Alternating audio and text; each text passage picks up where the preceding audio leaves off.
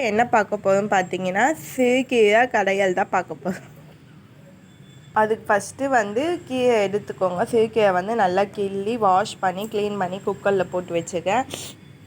இப்போ அது கூடவே பருப்பு அதுவுமே க்ளீன் பண்ணி தான் எடுத்து வச்சுக்கேன், வாஷ் பண்ணி எடுத்து வச்சுக்கேன். அதுவுமே ஆட் பண்ணிக்கலாம்.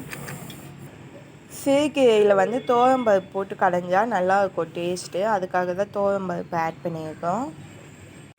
நெக்ஸ்ட்டு பார்த்திங்கன்னா தக்காளி, வெங்காயம், பச்சை மிளகாய், அப்புறம் வந்து பூண்டு இது எல்லாமே கட் பண்ணி வச்சுக்கோ. பூண்டு வந்து தோல் எடுக்காத பூண்டு ஆட் பண்ணிக்கோங்க. பச்சை மிளகா காரம் எந்த அளவுக்கு தேவையோ அந்த அளவுக்கு ஆட் பண்ணிக்கலாம்.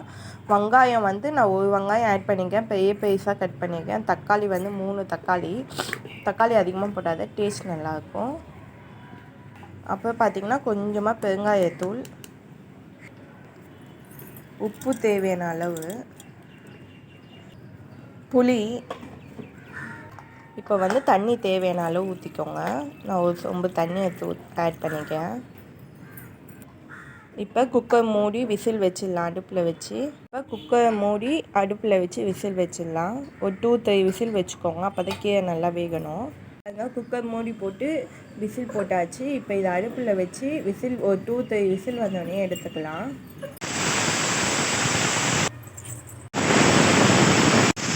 கீரை வெந்துச்சு. நம்ம 2-3 விசில் வச்சு எடுத்தாச்சு. நல்லா பருப்புமே வெந்துச்சு பாருங்கள். கீரையும் நல்லா வெந்துச்சு.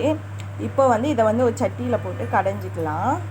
நம்ம எப்போவுமே கீரை வந்து அப்படியே மாற்றக்கூடாது, இந்த மாதிரி தான் எடுக்கணும். தண்ணியோடு சேர்த்து எடுக்கக்கூடாது. இந்த மாதிரி எடுத்து தான் ஃபஸ்ட்டு கடைஞ்சிடணும் பாருங்கள். இப்போ இதை சட்டியில் போட்டாச்சு. இந்த மாதிரியே எல்லா கீரையுமே எடுத்து நம்ம ஆட் பண்ணிக்கலாம் சட்டியில்.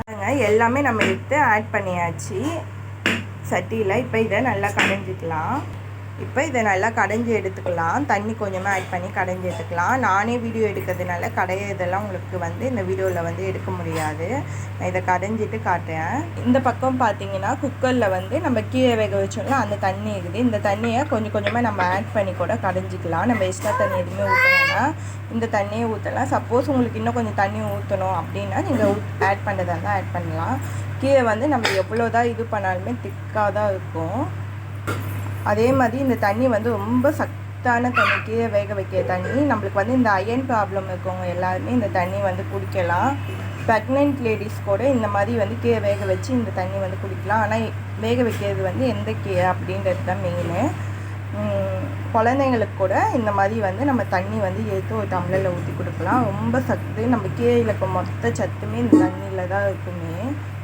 ஓகேங்களா? இல்லை இது எதுவுமே பண்ண முடியலன்னா கூட நம்ம இந்த தண்ணியை கீரை கூடவே ஊற்றி கடைஞ்சி எடுத்துக்கலாம்.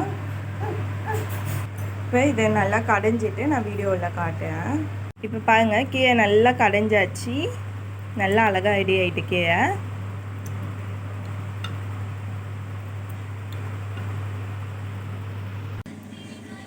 கடுகு போட்டுக்கலாம், சீரகம், காஞ்ச மிளகாய் போட்டாச்சு. இப்போ அது கூடவே கருவேப்பிலை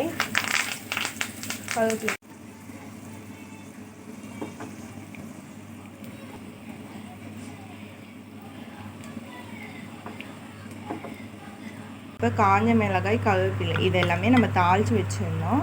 இப்போ இதை வந்து இந்த கீரை கூட ஆட் பண்ணிக்கலாம். சிறுகீரை கடையல் ரெடி ஆகிட்டு நம்ம தாளிச்சதையும் இது கூடவே மிக்ஸ் பண்ணியாச்சு. நம்ம சட்டியில் வச்சு கீரை சாப்பிடும்போது தான் டேஸ்ட்டு நல்லாயிருக்கும். அதனால் நம்ம எந்த எண்ணத்துலையும் மாற்ற மாட்டேன், சட்டியிலே வச்சுருவேன்.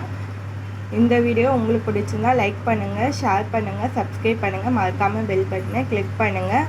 பருப்பு நிறைய ஆட் பண்ணால் அப்போ தான் சிறுகீரை வந்து டேஸ்ட்டு நல்லாயிருக்கும்.